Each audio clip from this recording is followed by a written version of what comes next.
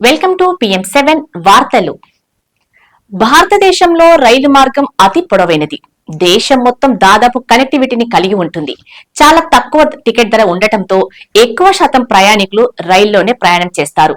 అలాగే ఎక్కువ దూర ప్రాంతాలకు వెళ్లాలని అనుకునేవారు ఎలాంటి అలసట లేకుండా ఉండటానికి ట్రైన్ జర్నీ కోరుకుంటారు. అయితే రైలులో ప్రయాణం చేయాలంటే కొన్ని ముఖ్య విషయాలు తెలిసి ఉండాలి.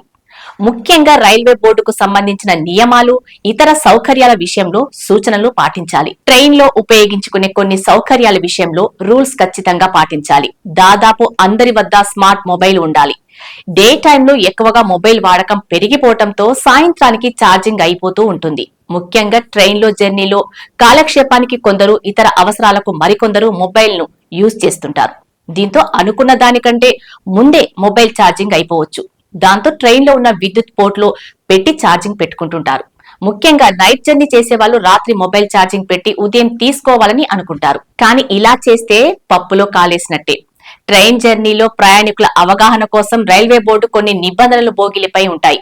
ట్రైన్ లో ప్రయాణించేవారు ఎలాంటి విషయాల్లో జాగ్రత్తగా ఉండాలో, ఏం చెయ్యాలో సూచనలు ఉంటాయి. వీటిలో ఫోన్ ఛార్జింగ్ కు సంబంధించిన ఒక సూచన ఉంటుంది. రాత్రి 11 గంటల నుండి ఉదయం 5 గంటల వరకు మొబైల్ ఛార్జింగ్ పెట్టుకోవద్దు అని కనిపిస్తుంది. కానీ కొందరు దీనిని పట్టించుకోకుండా రాత్రి మొబైల్ ఛార్జింగ్ పెడుతుంటారు. కానీ ఇలా చేస్తే ఫోన్ పేలిపోద్ది. ఎందుకంటే విద్యుత్ తో ప్రయాణించే ట్రైన్ అత్యధిక వోల్టేజ్ తో ఉంటుంది. ఈ సమయంలో ఒక్కోసారి ఎక్కువ కరెంటు పాస్ అవ్వచ్చు. రాత్రి సమయంలో ఇలా జరగటానికి అవకాశాలు ఎక్కువ.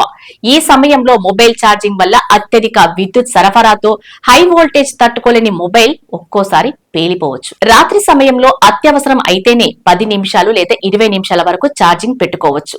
అంతేకాని రాత్రంతా ఛార్జింగ్ పెట్టడం వల్ల మొబైల్ పేలిపోవచ్చు. లేదా షార్ట్ సర్క్యూట్ తో ట్రైన్ లో మంటలు కూడా రావచ్చు. అందువల్ల ఈ విషయం తెలిపేందుకు రైల్వే బోర్డు వారు బోగీలపై క్యాప్షన్ బోర్డు పెడతారు.